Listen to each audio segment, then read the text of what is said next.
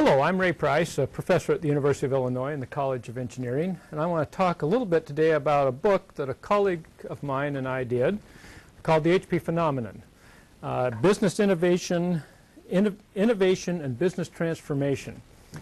Chuck House and I undertook this book several years ago because of a passion we had about HP, and we thought HP was a pretty unique place.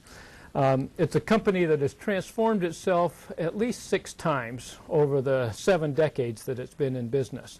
A truly remarkable accomplishment if you think that most companies today can transform themselves maybe once or twice, if that.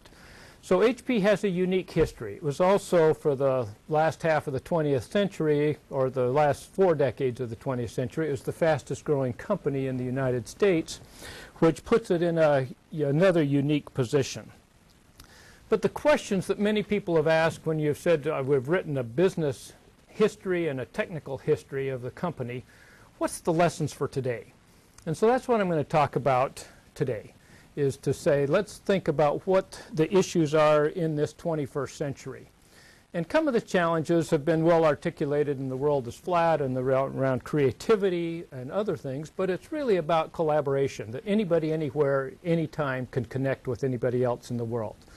And then this YouTube thing, YouTube, Twitter, all of these other social mechanisms, share this, Facebook, all come about and say people want to participate, and once they participate, it's awfully hard to not be able to participate.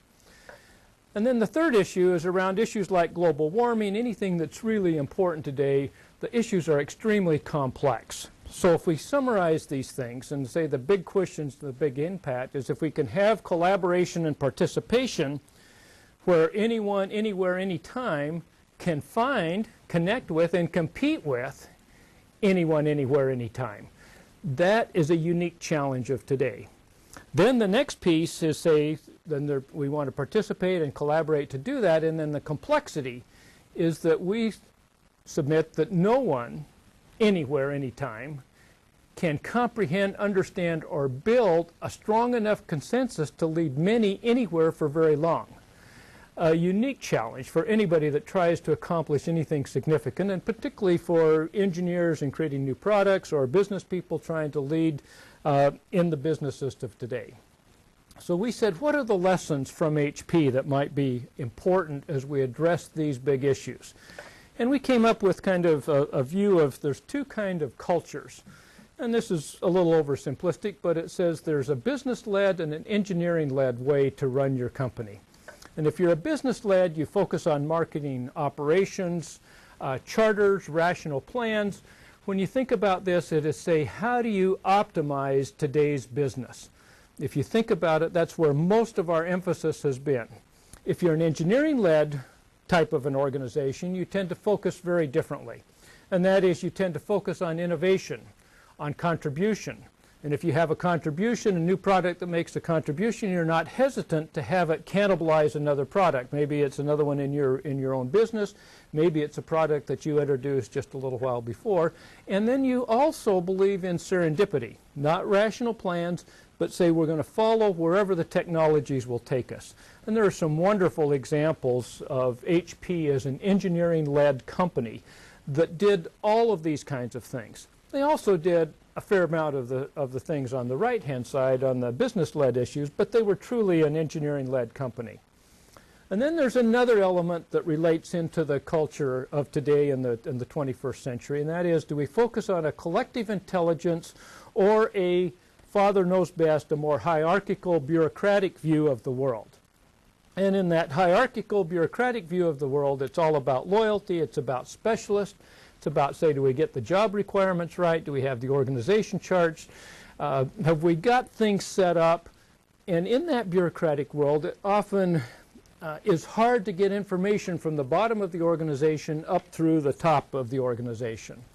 In this collective intelligence view, it really believes that the issues are understood best at the bottom of the organization, so there's a loyal opposition versus loyalty. There's a lot more focus on generalists and understanding markets rather than having the overly technical specialist. Management by objectives versus job requirements of, say, here's the objectives, go take this position and go make this work. And management by wandering around versus organization charts, so that you have a free flow of information up and down the organization. As we looked at HP in the history there, the old HP was clearly a business or an engineering-led organization that focused on collective intelligence.